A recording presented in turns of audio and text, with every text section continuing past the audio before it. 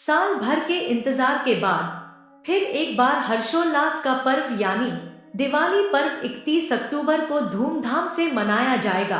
दिवाली का त्योहार कार्तिक अमावस्या को मनाया जाता है।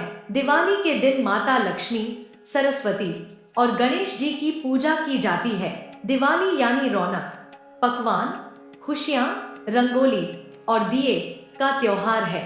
लेकिन क्या आप जानते हैं कि दिवाली पर्व क्यों मनाई जाती है? अगर नहीं तो बता दें कि दीपावली पर्व से जुड़ी कई कथाएं शास्त्रों में वर्णित हैं। आइए जानते हैं। शास्त्रों में इस बात का वर्णन मिलता है कि जब देवता और असुर समुद्र मंथन कर रहे थे, तब समुद्र मंथन से 14 रत्नों की उत्पत्ति हुई थी, जिनमें से एक माता लक्ष्मी भी थी। मान्यता है कि कार्तिक मास की अमावस्या तिथि को माता लक्ष्मी का जन्म हुआ था, इसलिए दिवाली के दिन भगवान गणेश और माता लक्ष्मी की पूजा की जाती है। धार्मिक मान्यताओं के अनुसार इस दिन मां लक्ष्मी की पूजा करने से सुख समृद्धि, धन, यश और वैभव सभी की प्राप्ति होती है और भक्तों की सभी मनोकामनाएं पूर्ण हो जाती है। हिंदू धर्म में प्रख्यात ग्रंथ महाभारत में यह बताया गया है कि कार्तिक मास की अमावस्या तिथि को पांडव 13 वर्षों का वनवास पूरा कर अपने घर लौटे थे। बता दें कि कौरवों ने उन्हें शतरंज में हराकर 13 वर्षों तक वनवास का दंड दिया था।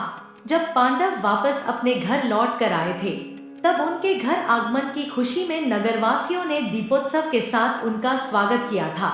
मान्यता है कि तब से ही दिवाली पर्व मनाया जाता है। धार्मिक ग्रंथों के अनुसार कार्तिक मास की अमावस्या तिथि को भगवान श्री राम 14 वर्षों के बाद वनवास की समय अवधि पूर्ण करके अयोध्या नगरी लौटे थे। इस उपलक्ष्य में संपूर्ण अयोध्या वासियों ने दीपोत्सव का आयोजन कर भगवान श्री राम का स्वागत किया था।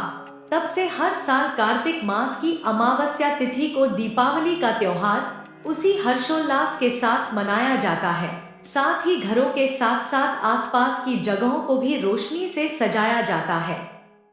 मुगल बादशाह जहांगीर ने सिखों के 6वें गुरु गोविंद सिंह सहित 52 राजाओं को ग्वालियर के किले में बंदी बनाया था। जब गुरु को कैद से आजाद किया जाने लगा, तो वे अपने साथ कैद हुए राजाओं को भी रिहा करने की मांग किए। गुरु हरगोविंद सिंह के कहने पर राजाओं को भी कैद से रिहाई मिली थी, इसलिए इस त्योहार को सिख समुदाय के लोग भी मनाते हैं। एक और कथा के अनुसार नरकासुर नामक राक्षस ने तीनों लोकों में अपने आतंक से हाहाकार मचा दिया था। तब सभी देवी देवता व ऋषि मुनि उसके अत्याचार से परेशान हो गए थे। तब भगवान श्री कृष्ण ने नरकासुर का वध किया था।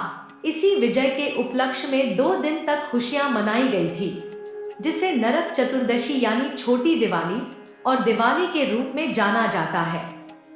दीपावली की रात महादेवी लक्ष्मी को मनाने का सबसे अच्छा समय रहता है। शास्त्रों के अनुसार ऐसा माना जाता है कि इस रात देवी महालक्ष्मी पृथ्वी पर भ्रमण करती हैं।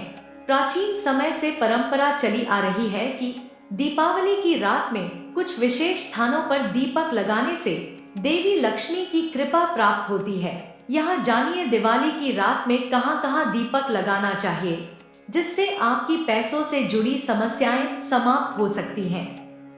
आपके घर के आसपास जो भी मंदिर हो, आप दिवाली की रात को वहां जाएं और रात के समय मंदिर में दीपक अवश्य लगाएं। इससे देवी देवताओं की कृपा प्राप्त होती है। जिसके पास धन की कमी है और धन प्राप्ति की कामना करने वाले व्यक्ति को दीपावली की रात को अपने मुख्य दरवाजे की चौखट के दोनों ओर दीपक अवश्य लगाना चाहिए। इससे माता लक्ष्मी खुश होकर अपनी मनोकामना पूरी करती है। घर की पूजा की जगह पर आप एक दीपक लगाएं, जो पूरी रात बुझना नहीं चाहिए। ऐसा करने पर महालक्ष्मी प्रसन्न होती हैं। दिवाली की रात को किसी श्मशान में दीपक लगाएं। अगर यह संभव ना हो तो किसी सुनसान इलाके में स्थित मंदिर में दीपक लगा सकते हैं। दीपावली की रात को पीपल के पेड़ के नीचे एक दीपक लगाकर घर लौट आएं। दीपक लगाने के बाद पीछे मुड़कर नहीं देखना चाहिए। ऐसा करने पर आपकी धन से जुड़ी समस्याएं दूर हो सकती हैं। घर के आंगन में भी दीपक लगाना चाहिए और ध्यान रखें कि घर के आंगन में लगा हुआ यह दीपक भी रात भर बुझना नहीं चाहिए। घर के आसपास वाले चौराहे पर रात के समय दीपक लगाना चाहिए। ऐसा करने पर पैसों से जुड़ी समस्याएं समाप्त हो सकती हैं। दीपावली की शाम को बिल्व पत्र के पेड़ के नीचे दीपक लगाएं। यह भगवान शिव का प्रिय वृक्ष है, अतः यहाँ दीपक लगाने पर उनकी कृपा प्राप्त होती है। दीपावली वाले दिन करें यह कुछ उपाय। दीपावली पर शिवजी का विधि विधान से पूजन करें। एक लोटे में शुद्ध जल भरें और उसमें थोड़े काले तिल डाल दें। अब इस जल को शिवलिंग पर ऊना शिवाय मंत्र जप के साथ चढ़ाएं। ध्यान रहे जल पतली धार से चढ़ाएं और मंत्र का जप करते रहें। इसके साथ ही महामृत्युंजय मंत्र का जप बेहद फायदेमंद रहता है। जल चढ़ाने के साथ ही पुष्प और बिल्व पत्र भी अवश्य चढ़ाएं। दीपावली पर सुबह जल्दी उठें, किसी पीपल से 11 पत्ते तोड़ें और उस पर श्री राम का नाम लिखें। राम नाम लिखने के लिए चंदन का उपयोग किया जा सकता है। राम नाम लिखने के बाद इन पत्तों की माला बनाएं और हनुमान जी को अर्पित करें। कलयुग में हनुमान जी शीघ्र प्रसन्न होने वाले देवता माने गए हैं।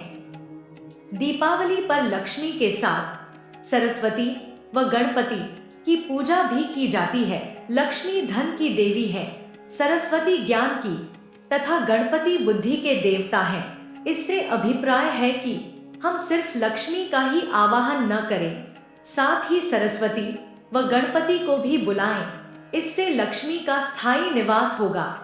इसीलिए दीपावली में हम लक्ष्मी से प्रार्थना करते हैं कि वे हमारे घर में विराजे, साथ विद्या और बुद्धि भी लाएं। सरस्वती का स्थान लक्ष्मी की दानी ओर तथा गणपति का बाई ओर होता है।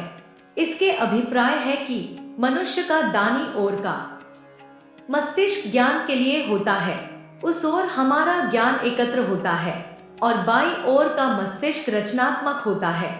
गणपति बुद्धि के देवता है, हमारी बुद्धि रचनात्मक होनी चाहिए। अगर आपको हमारी वीडियो अच्छी लगती है तो कृपया लाइक और कमेंट कर दिया कीजिए और चैनल को सब्सक्राइब करना मत भूलिए। हमेशा खुश रहो, भगवान आप पर कृपा बनाए रखे। धन्यवाद। जय मां लक्ष्मी।